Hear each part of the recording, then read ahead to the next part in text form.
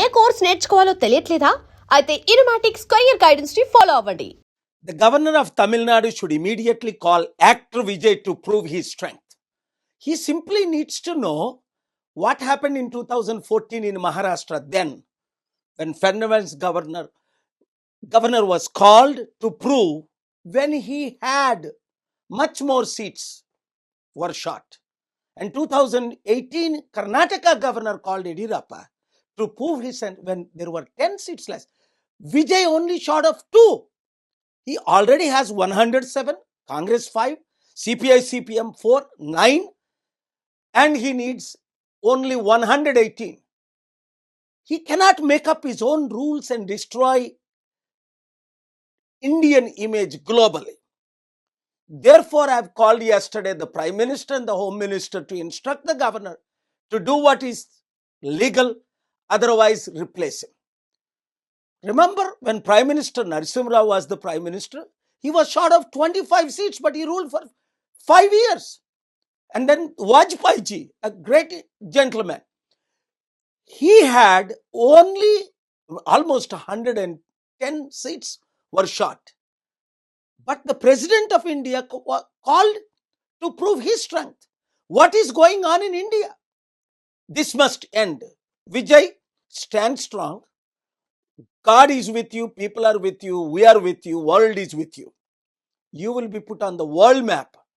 Let us do great and mighty things in the next 6 months, because you will always have a problem. Because you are short of, when you are short of 2 seats, 5 seats, the VCK government is asking you Deputy Chief Minister post, cabinet post, and one of your seats, just for 2 seats. What a greed it is. People of Tamil Nadu, people of India are going to teach lesson to this kind of corrupt leaders. We will campaign and prove our strength. As I told you yesterday to many of my friends, చూడండి తెలుగు మిత్రులారా, ప్రార్థించండి. మన దేశం దిశ దశ ఎట్లా వెళ్తుంది చాలా విచిత్రం. ఇప్పుడు తమిళనాడు గవర్నరు విజయ్ని మరలా పిలకపోవడానికి షాకింగ్గా లేదా మీకు? 2014లో మహారాష్ట్ర గవర్నర్ ఫెర్నాండెస్ గవర్నమెంట్ని పిలిచాడు కదా, అప్పుడు ఎన్ని సీట్లు తక్కువ ఉంటే 10-15. అలాగే 2018లో యడియూరప్ప గవర్నర్ 10 సీట్లు తక్కువ ఉంటే పిల్లదా? విజయ్ ఓన్లీ 2 తక్కువ. అలాగే ప్రెసిడెంట్ ఆఫ్ ఇండియా వాజ్పేయి గవర్నమెంట్లో దాదాపు 100 సీట్లు తక్కువ ఉన్నాయి, ఇంకెక్కువ. అయినప్పటికీ వాజ్పేయి గవర్నమెంట్కి ఆపర్చునిటీ ఇచ్చారు. ఆయన 2 వారాలు ప్రైమ్ మినిస్టర్గా ఉండి తర్వాత రాజీనామా చేశారు. ఇంకా ఇంపార్టెంట్, మన పివి నరసింహారావు గారు 25 ఎంపీ సీట్లు తక్కువ ఉన్నప్పటికీ 5 సంవత్సరాలు ప్రధానమంత్రిగా కొనసాగారు. మరి ఇక్కడేం అన్యాయం ఇది? మన సౌత్ ఇండియాలో అంటే ఎవరో ఎక్కడో బటన్ నొక్కితే అలా ఫాలో అవడమేనా? ఇండియా ఇమేజ్ని కంప్లీట్గా డిస్ట్రాయ్ చేయడమేనా? అందుకే ప్రజలారా, మీరే బుద్ధి చెప్పాలి. దాదాపు 32% తమిళనాడులో మన ఫాలోవర్స్ ఉన్నారు. క్రిస్టియన్స్ ఏంటి, తెలుగు ఏంటి, ఇంక యూత్ని కలుపుకుంటే దాదాపు 50-60%. 2 సీట్లున్న వీసీకే ఇప్పుడు విజయ్ని డిప్యూటీ సీఎం పోస్ట్ అడుగుతున్నాడు. 2 ఎమ్మెల్యేలు. ఎందుకంటే కాంగ్రెస్, సిపిఐ, సిపిఎం 9 ఆల్రెడీ మద్దతు ఇస్తున్నారు. ఈయనకి 107 ఉన్నాయి. మరలా 1 ఎమ్మెల్యే సీట్ కావాలట. ఏంటి డిమాండ్లు? అంటే ఎంత అవినీత! 234లో 2 సీట్లున్నోడు ఇన్ని డిమాండ్లు చేస్తున్నాడు. కనుక ప్రజలు ఏం చెయ్యాలి?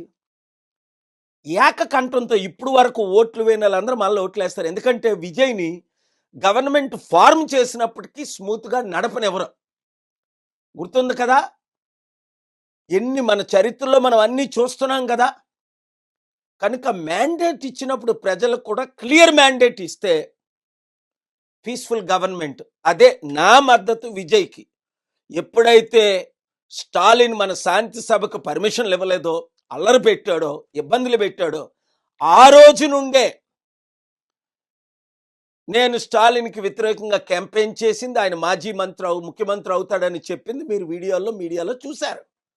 శాంతికి విరోధంగా ఉన్నవారిని ఎవరినైనా సరే మనం చిత్తుగా ఓడించాలి. అభివృద్ధికి విరోధంగా ఉన్నవారిని రండి అందరం కలిపి విజయ్కి సపోర్ట్ చేద్దాం. అవసరం అయితే ఒక 3 నెలల్లో 6 నెలల తర్వాత ఆయనకి ఎక్కువ ఇబ్బంది పెడితే మరలా జనరల్ ఎలక్షన్కి వెళ్దాం.